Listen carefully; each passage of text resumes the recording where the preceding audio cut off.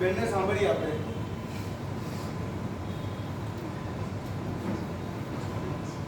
ઉપસ્થિત સૌ સ્નેહી સ્વજનોને મારા જય જીનેન્દ્ર. આજના પ્રસંગે બોલવાની શરૂઆત ક્યાંથી કરવી, કેવી રીતે કરવી એ જ સમજાતું નથી. કારણ કે મારા સ્નેહા ભાભી નેહા, મારા સખી જેવા ધરતી તથા તેના પરિવારજનોએ એક પ્રેમાળ વ્યક્તિત્વ ગુમાવ્યું છે, એક છત્રછાયા ગુમાવી છે. આજે ધરતી નેહા વિરલભાઈ તો પ્રેમાળ માતા ગુમાવી છે, તો જ્યારે મમ્મી બેનને એક લાગણીશીલ સાસુની ખોટ પડી છે. હિત, યશ, હેત, પ્રીત અને રૂઈ માટે તો જાણે દાદી અને નાનીના વાત્સલ્યનું ઝરણું સુકાઈ ગયું.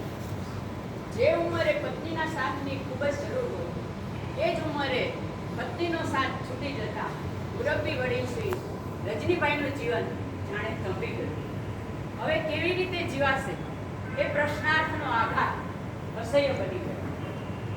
કોઈ એક વ્યક્તિના જવાથી સમાજના ઘણા સંબંધોની પૂર્ણાહુતિ થાય છે. વડીલ શ્રી અરુણાબેનના 66 વર્ષની જીવનયાત્રાના ઘણા સંભાળના અત્રે ઉપસ્થિત દરેક સ્વજનો સાથે ગૂંથાયેલા હશે. એ કોઈના બેન હશે, કોઈના ભાભી હશે, કોઈના હશે, દીકરી હશે, મામી, ફૈબા, માસી, કાકી, આવા દરેક સાંસારિક સંબંધોથી એ જોડાયેલા હશે. અને અત્રે ઉપસ્થિત દરેક સ્વજનોના મનમાં એમની પ્રત્યેના સંબંધોના સંભાળના હૃદયમાં ગુંજતા હશે. આ રીતે સંબંધોનું અસ્તિત્વ પૂર્ણ થાય છે, પરંતુ સંસ્મરણોનું અસ્તિત્વ ક્યારેય પૂર્ણ થતું નથી. એ હંમેશા હૃદયમાં ગુંજ્યા કરે છે.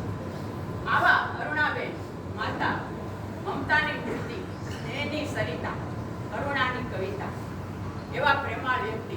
માતા માટે તો બધાએ કીધું, જેટલું કહીએ એટલું ઓછું છે.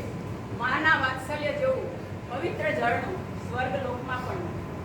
માના ખોળાથી મોટી કોઈ દુનિયા નથી. માના પાલોથી મોટું કોઈ સુરક્ષા કવચ નથી. માના હાલરડાથી મીઠું કોઈ સંગીત નથી. મૃત્યુ માટે તો ઘણા રસ્તા છે, પરંતુ જન્મ માટે તો માતા જ જોઈએ, માતા જ જોઈએ. અને એટલે જ માતા ક્યારેય મૃત્યુ પામતી નથી. માતા હંમેશા સંતાનોના હૃદયમાં ધબકતી રહે છે. આવા પ્રેમાળ અને લાગણીસભર અરુણાબેનના શાંત રહેતા જીવનમાં અચાનક આંધી આવી. કાળ રાજાએ એનું ચક્ર શરૂ કર્યું અને એમને બીમારીનો દૂર ચાલુ કર્યો. અસહ્ય બીમારીમાં પણ સાતા ભાવે, સમતા ભાવે દર્દને સહન કરતા કરતા હરિહર શરણ થયા અને આપણી વચ્ચેથી વિદાય લીધી. નિયતિએ એનું ધાર્યું કર્યું અને રજનીભાઈના કુટુંબનું એક રત્ન છીનવાયું. એના માટે તેઓએ જ્યારે વિદાય લીધી છે, ત્યારે એટલું આપણા સૌ વતી હું ચોક્કસ કહીશ, છોડીને જાઓ છો જ્યારે દેવાનું તો કાંઈ ના લેતા રે જાજો અમારા સંભરણા. કહેવાનું ઘણું ઘણું પણ મુખ ના બોલે, અમારી આંખોની તારા બોલવાનું બોલે.